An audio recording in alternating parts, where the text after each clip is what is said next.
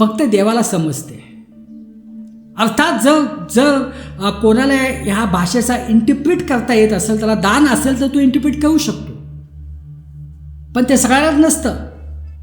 म्हणजे ही मानवी भाषा नाही आहे, ही फक्त देवाला समजती.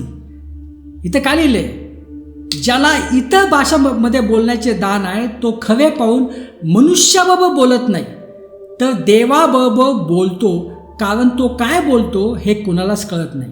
तर हे प्रकारची अन्य भाषा आहे.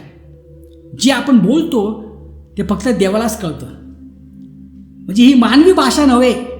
प्रेषितांच्या कृत्य 2 जी भाषा होती, जी अन्य भाषा होती, ती भाषा म्हणजे मानवी भाषा. ते वाचूया आपण. नंतर पेंटिकॉस्ट म्हणजे 50वा दिवस आला तेव्हा ते सर्व एकत्र जमले असता अकस्मात मोठ्या